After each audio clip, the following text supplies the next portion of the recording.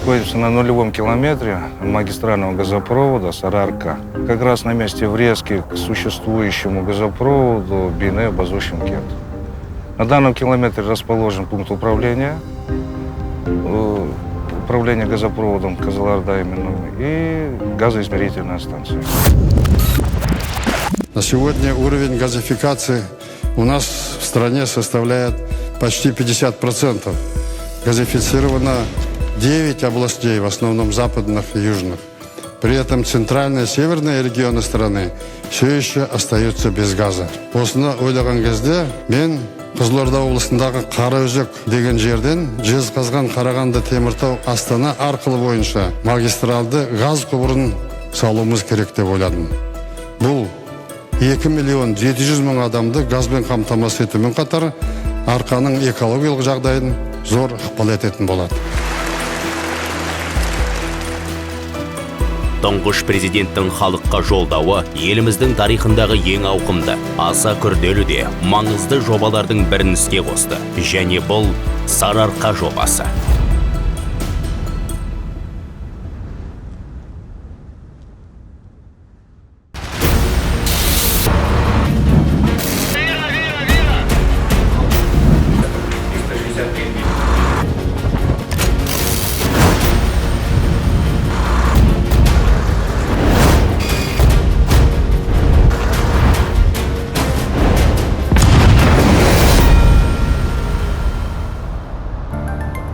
У этого проекта газификации центральных и северных регионов Казахстана рассматривались различные варианты, в том числе с возможностью провести газопровод с севера, снабжением из Российской Федерации. Мы выбрали коридор строительства, соединив Бейнеу-Базу и Шымкент с городом Нур-Султан.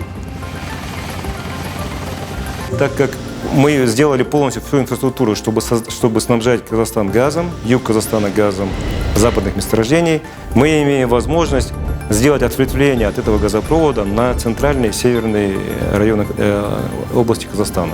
То есть мы теперь с Кызылординской области, с ББШ, газ будет уходить уже на Сарыарку. То есть изначально есть газопровод Средняя Азия-Центр. Там на этом газопроводе, который проходит по территории Атырауской и Мангистауской областей, газ Кашаганский, газ Тенгизский, он будет собираться и поступать в газопровод Бейнеу-Базу-Шымкент. С Бухары-Урал Актюбинский газ, Жанажолское месторождение, тоже поступает в газопровод Бейнеу-Базу-Шымкент. И, как я говорил, с компрессорной станции Караузек Кызылординской области, он начинает поступать в Сарыарку. Таким образом, будет осуществляться газоснабжение Астаны и всех регионов центральных. Реализация этого проекта будет экономически целесообразной. Мы привлекли первую часть, учредителей компании «Астанагаз». Акционерами этой компании являются Самрук-Казына и Байтерек. Эти две компании, два наших крупных холдинга, которые основная цель которых реализация этих проектов развития, пополнили уставный капитал компании на 80 миллиардов тенге. Остальная сумма была привлечена нами путем размещения облигаций компании «Астанагаз» на Казахстанской фондовой бирже.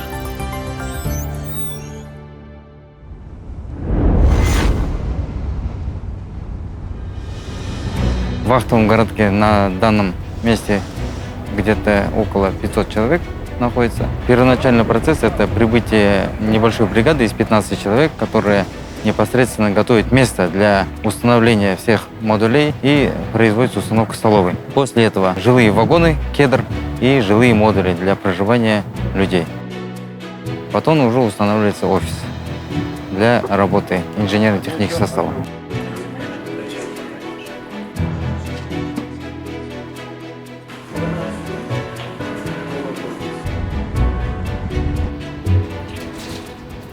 Вахталық қалашықта жұмыс уақыты таңғы 7-де басталады. Жұмысшылар тамақтанып болған соң өздерімен бірге суларын алып, құбырларды орнатуға аттанады. Түскі астарын олар осы жерде ішеді. Әрқайсысына арнайы дайындалған термостар тартылады. Ал кешкі тамаққа бригада қалашыққа оралады. Так, покажите мне это. Это первое. Второе где у вас? Второе. Угу, все хорошо. Цумапа, дайте оператору накидку халат. Девочки, кто здесь на рисе? Нажимал нам биту пойма. Смотрю на герметичность, все закрыты. На сроки смотрю. Контейнера, перемоте внутри. Еще раз увижу такое лишнее, я обязательно сфотографирую, акт проверки сделаю. В плане выживаемости, конечно, нет такого. То, что здесь и душевые, и столовые, все это есть. Жара только, вечером у нас кондиционеры в вагончиках стоят. Пересекаешься на работе и уже понимаешь, что за человек, так как образ жизни, я говорю, вахтовый. Большинство проводишь на вахте времени, чем дома. И уже считается это вторым твоим домом.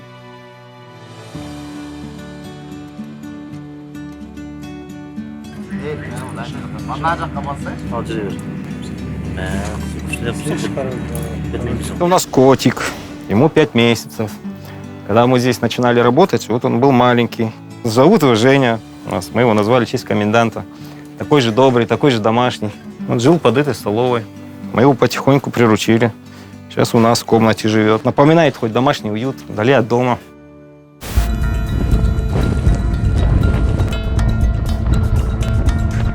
Ауа райының қолайсыздығы электр энергиясының үздіксіз берілуіне кедергі келтіруі мүмкін. Төтенше жағдайда дизельді электр станциялары іске қосылады.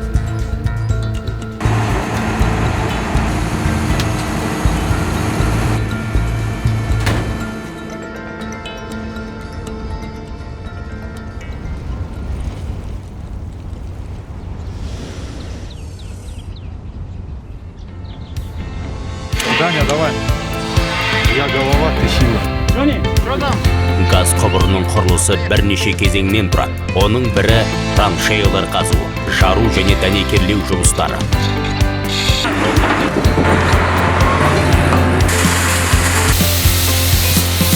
В данном проекте задействованы 4 комплекса автоматической сварки CFC Evans, 2 комплекса полуавтоматической сварки InnerShield и 2 комплекса комбинированной сварки. Сварка высокоэффективная, высокоскоростная. На проекте задействовано 4 подобных комплекса. Каждый из них дает 2-2,5 километра в сутки. Комплекс работает круглосуточно в двухсменном режиме. Значит, в одну смену выходит порядка 50 человек. В состав этих людей входят монтажники, сварщики, ИТРовцы, стропочки, подсобные рабочие и так далее.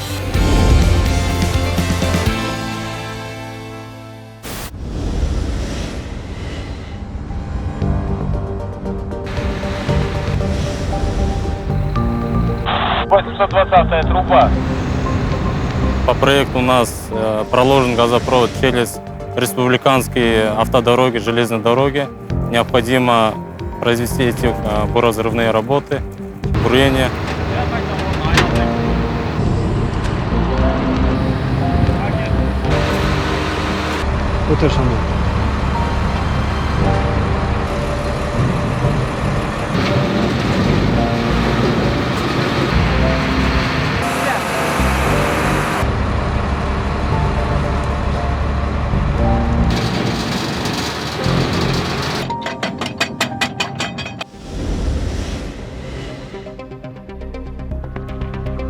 Наша цель – это раздробить, разрыхлить скальные породы, чтобы экскаватор мог выкопать траншею для закладки газопровода магистрального. Мы снизили сейсмику до минимума, потому что рядом находится стратегический нефтепровод Павлодар-Чимкент.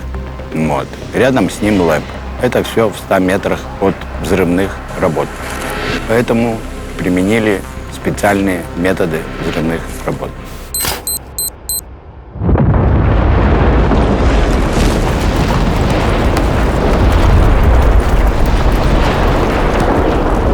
Взрывные работы проведены удачно.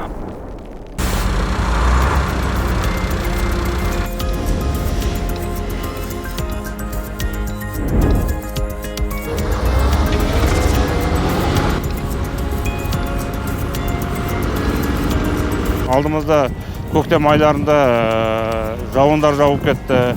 Мына Қарағанды облысына жақындағанда Енді қармыздар еріп, енді арықтарға су толып, сол жерге көп қиыншылықтар болды. Ана ауыр техникалар жүре алмай қалды.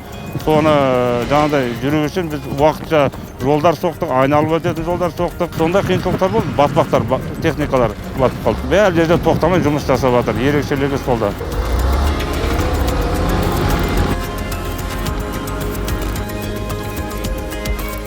Мы все прекрасно понимаем, что все производится руками наших простых работников. Это сварщиков, монтажников.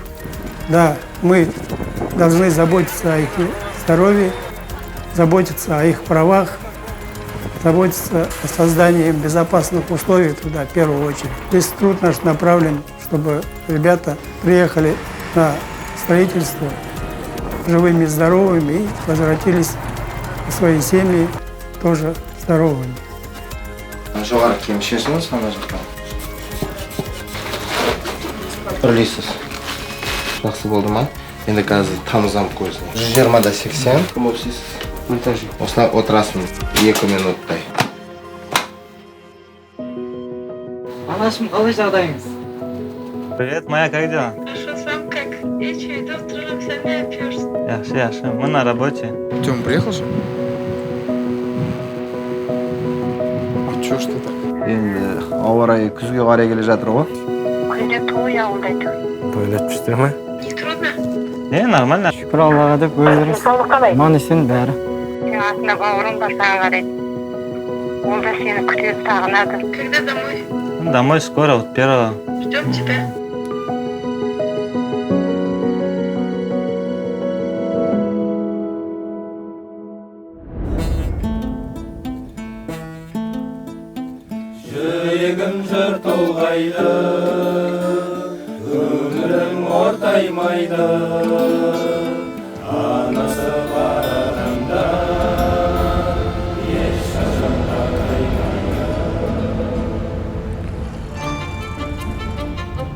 Окей, теперь давайте пошли по гидравлике. Участок 363-240, 120 километров. Идти у нас будет заполнение отсюда, да? Да. Отсюда. Какие звезды, да. У вас сейчас 12, 11 и 10 пошли, правильно? 3. Да. 3 ушли на нулевой. Да. Ну а так объем воды же вы... Объем воды уже документации согласован. несёте? Нет, объем воды согласован.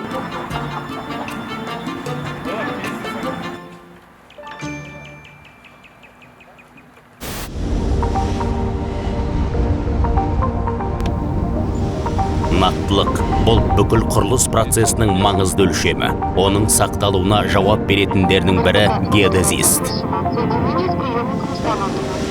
Навороченный прибор деп айтуға болады, потому что бізге қазір 10-15 шақырым радиуста жұмыс жасауға біздерге жеңілдік көрсетіп тұр бұл прибор. Жұмыс өте жеңіл, өте ауыр деп айта алмаймын. Таза ауа, шынығып, осының бәрін біздер жаяу жүріп өттік, мысалы. Кейбіреулер 25 шақырым жүрдік. біздер бір рет бармаймыз, еще қайтып келеміз, қайтып барамыз ертең. Геодезия жұмысты бастайды, геодезия жұмысты аяқтайды.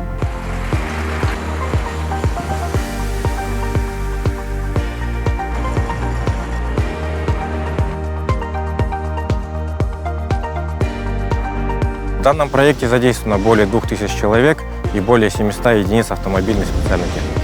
И особое внимание уделяется местному содержанию, местному товаропроизводителю. Во всех регионах у нас бизнес будет развиваться в направлении газификации. Это около 688 малого и среднего бизнеса, 26 крупных предприятий, это включая ArcelorMittal Темиртау, ТО корпорация Казахмыс, ООО Жайремский ГОК, ТО Воркен, они будут обеспечены природным газом для своего предприятия. И, само собой, население, как я сказал, наших городов, 6 городов и 114 населенных пунктов. У нас появились инвесторы из города Шымкент, хотят построить завод для производства шкафов газового оборудования, получать рабочие места. Это новое оборудование, которое будет у нас производиться на территории Караганды, и на всю Караганду это оборудование будет использоваться нашими потребителями, жителями, малым и средним бизнесом. Там с какого-то месторождения, с казахстанского, тянется на Астану, Караганду, газопровод, что есть, Казган. И, по-моему, по районам. Если его нам приведут, и мне не придется топить печку каждый день, то это хорошо. Выбросы от угля, по-моему, больше, чем от газа. Также и для отопления помещения дешевле. Главное, безопасно. Экологически чисто. Пусть ведут, будем пользоваться. Закуп угля, да, там, дрова, вот это все для людей, это очень сложно. Удобно, нету копоти, не надо таскать, покупать. Я за газ. Газ арзанрақ. Ешқандай көп жұмыс қажет етпейді. Облегчил бы жизнь населению, которое живет в частных домах. Главный город Казахстана сегодня окутал смог. Меня в радиусе нескольких десятков метров видно, а уже объекты, которые находятся в нескольких сотнях метров, не видно. Уголь, которым отапливают город, называют опасным для жизни. Люди стали публиковать фотографии с жалобами в социальных сетях.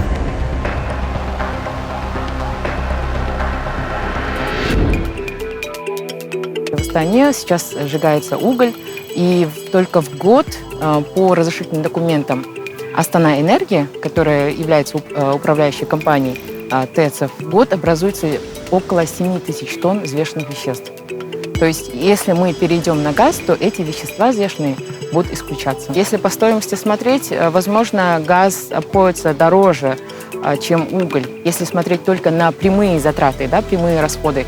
Но если учитывать воздействие на окружающую среду, воздействие на здоровье людей, которые из-за этого подвергаются респираторным заболеваниям, то вот эта разница не стоит того, чтобы все-таки оставаться на дешевом угле. Уже было научными кругами подтверждено, что качество окружающей среды влияет на интеллектуальные способности людей тоже.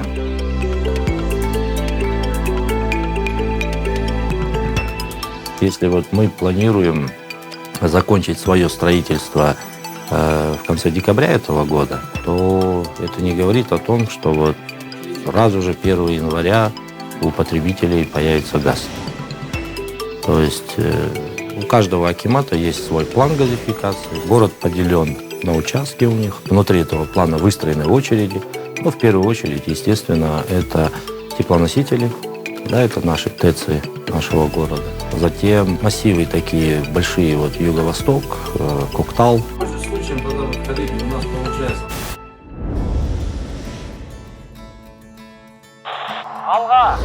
Дәнекерленген құбырлар траншеяда ұзыннан ұзақ бір сызықтың бойымен орналастырылады.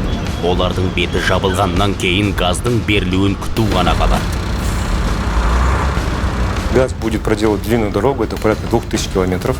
Но это не страшно, у нас есть все комплементарные мощности, у нас есть компрессорные станции, которые будут создавать необходимое давление, чтобы газ дошел до конечного потребителя в любой точке этого газопровода. Это метан, это товарный газ, который удовлетворяет всем стандартам, принятым на нашей республике по качеству газа. Мы на сегодняшний день обеспечиваем внутренний рынок полностью. И кроме того, имеем возможность 10 миллиардов кубов продавать на экспорт. То есть у нас газовых ресурсов достаточно для того, чтобы полностью обеспечивать все потребности республики в газе.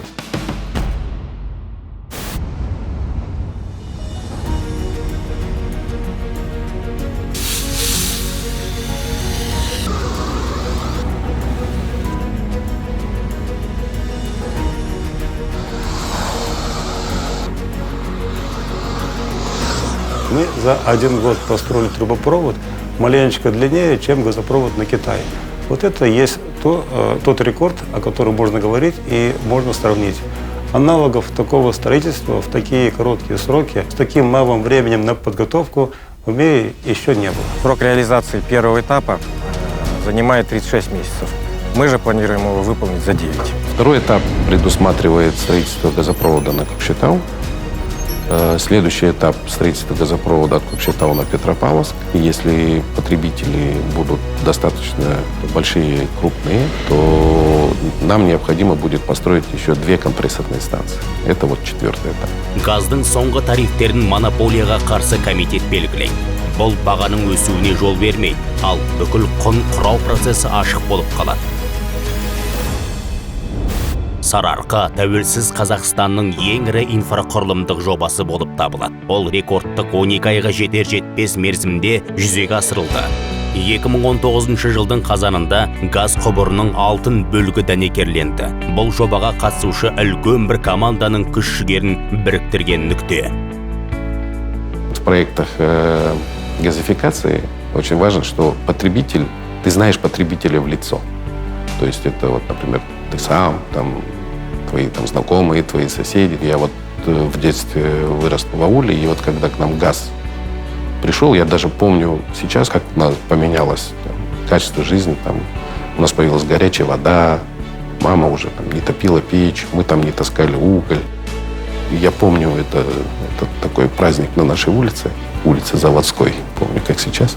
Поэтому, конечно же, я уверен, что этот проект принесет такую определенную радость. Участникам газопровода СРРК в первую очередь я хочу пожелать крепкого здоровья, потому что это титанический труд, это подвиг, который, я думаю, страна не забудет. Я хочу пожелать им благополучно завершить проект и вернуться домой, отдохнуть какое-то время и снова ринуться в бой. Я надеюсь, что будут новые проекты, новые вызовы.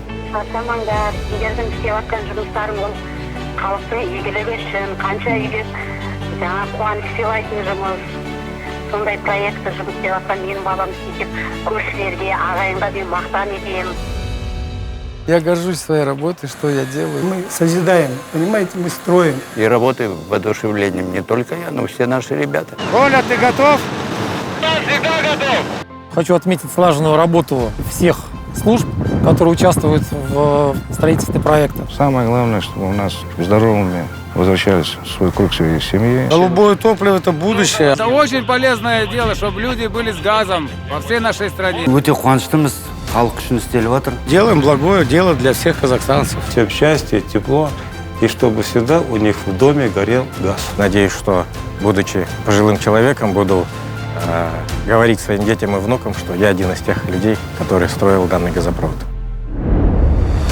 Жүздеген шақырым жолдар, айлар бойға тынымсыз жұмыс. Мұның бәрі әрбір қазақстандықтың шаңырағына газ жеткізу үшін жасалды. Сарыарқа жобасының тұтастай еліміз үшін маңызы зор.